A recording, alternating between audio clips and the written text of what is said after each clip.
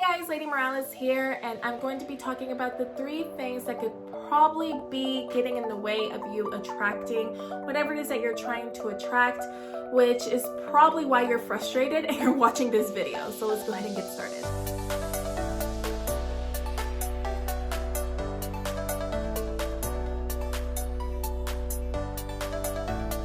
What it really comes down to is the fact that you are being the person that you are trying, being the person that already has that specific thing that you want. And I'm going to elaborate a little bit more because it's simple, but it goes a little bit more than just that. So it comes down to 3 sub reasons.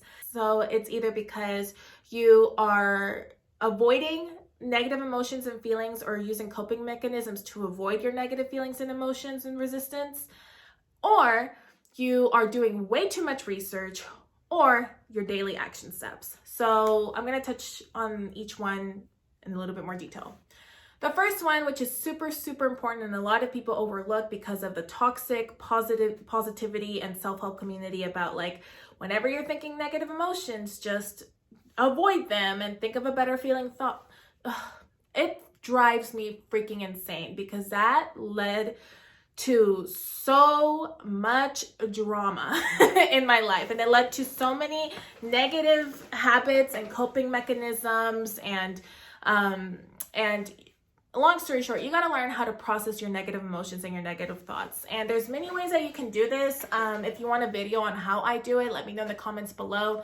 But pretty much whenever we start to embark on a new journey and we start to, we start to change our identity and work towards something that we want that could be drastically different or just a little bit different from what we already have, we are met with resistance and the negative beliefs and thoughts saying, oh, you're never going to get that. What's so special about you that you think you're going to be able to attract that, or that you're able to get that? And these old stories and patterns are normal. They're part of life. I don't understand why why some people teach that, like, whenever these thoughts come up, that you have to just avoid them and get rid of them, as if it were that easy.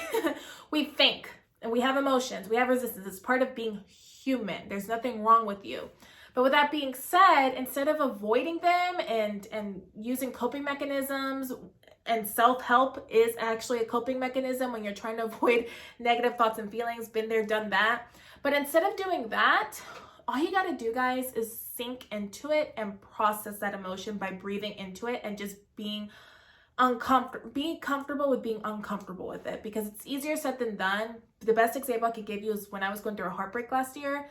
The feelings of grief, the feelings of sadness, of all the crying, the pain that I was feeling, every time they would come up, I'm like, oh my gosh, here we go again. And it was so uncomfortable. It was like this huge weight that was just in my chest, and it was painful. It was honestly physically and emotionally painful.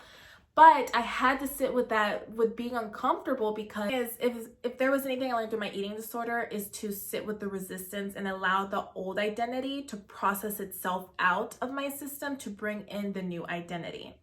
And it's really as simple as just sitting there with that resistance and breathing into it and breathing it out. If you guys want me to do a video on how I do it more specifically, let me know in the comments below. But really, it's just sitting with those emotions and processing them out.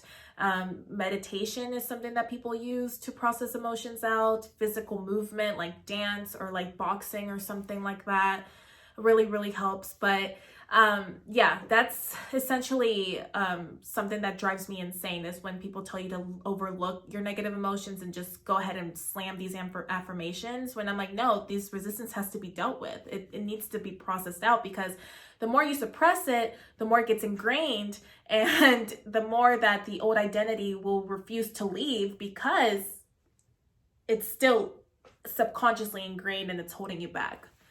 Second reason is something I fell into so hard and we need to stop, and it's researching. Your ideal self would not be researching how to attract a soulmate for 4 or 5 hours every day, or how to manifest $1 million for 4 or 5 hours, and watching all these YouTube videos, reading all these books about how to attract this, how to attract that.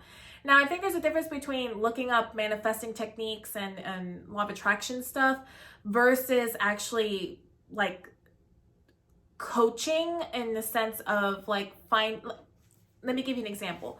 If you're trying to attract a soulmate, and let's say you've never been on a date in your life, you're very awkward when talking to women, let's say for example, and I feel like at that case, you have to invest in a dating coach and someone who's going to teach you communication skills, confidence, charisma, and how to talk to women versus how to attract your soulmate in 2 days and watching videos about that. Find actions, like find people that are going to give you actual action steps and then actually go do it. This kind of ties in with the last one, but we'll touch on that in a little bit.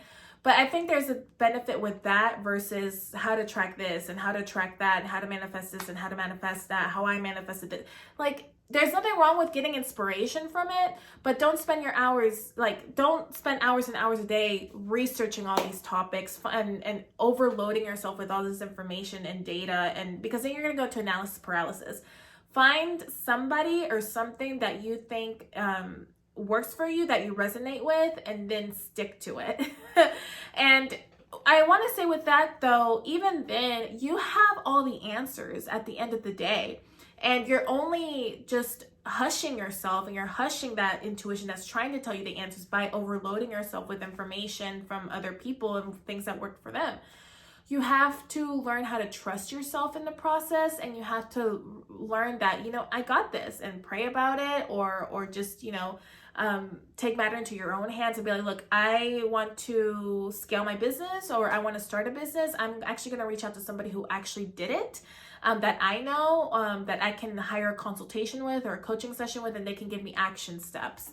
But and again, my eating disorder recovery, for example, I researched so many videos on how to recover from an eating disorder, how to recover from an eating disorder, and I listened to so many people, and I read so many books about intuitive eating and diet recovery and the best foods to eat and this, that, the other, when really all I had to do was get specific. I'm like, okay, ideal lady, when she's recovered, would be spending time with her friends, eating whatever she wants, and working out, doing exercise she loved, going dancing, going partying, going clubbing. And this was like back in like high school, college.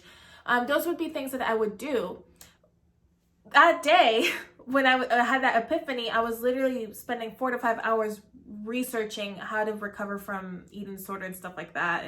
And there's nothing wrong with, and I think like it's more so like at the beginning when I was scared, I feel like that was more understandable. But then when it was like going on 3-4 years and I was still researching the same things, I'm like, okay, wait, hold up. I know what I need to do. I learned what I need to do. Let's put it into action. And I think that was probably the fear that was holding me back. Like, am I ready to actually like live my life as a recovered person? And then that's when the resistance started coming up, and I learned how to sit with the resistance, etc., etc. But get specific. What would the ideal version of yourself be doing? And then, or what would my ideal self do? And then go do it. Stop researching, which again, best segue to the third step. What would your ideal self do? What would the best version of yourself do? If the person who has this thing or has this person, how would they carry themselves? So if you want to attract your soulmate, would somebody who has their soulmate or knows that their soulmate is coming be looking up how to look up or how to attract your soulmate in 10 days and watching all these videos and stuff like that? Kind of go into my other example, you have to look at your action steps. So if you're trying to attract your soulmate and you've never talked to a woman in your life or a man in your life, or you're awkward when talking to men, learn how to be charismatic. Look up techniques on how to be charismatic, like tangible action steps instead of just in the theory of them, if that makes sense. And focus on the things, learn those things. If you're trying to or if you're trying to start a business and you're spending hours and hours on TikTok and complaining and posting like mean comments on TikTok, I don't think my viewers would be doing that. But if you guys are just spending so many hours on TikTok and watching random YouTube videos and not using that time to actually set a plan, or maybe you're clubbing every weekend, you're trying to start a business, but all that money is going toward overpriced alcohol and cover charges at clubs. So I say all that to say, just be specific. What would your ideal self be doing? Stop the research, process those emotions out. There's nothing wrong with those negative emotions, guys. And make sure that you're taking action steps intuitively that you feel are going to align you to that person or that thing that you're trying to attract or manifest. All right, so with that being said, let me know if you guys want me to elaborate on anything in the comments below, and I will talk to you guys very, very soon. Bye-bye.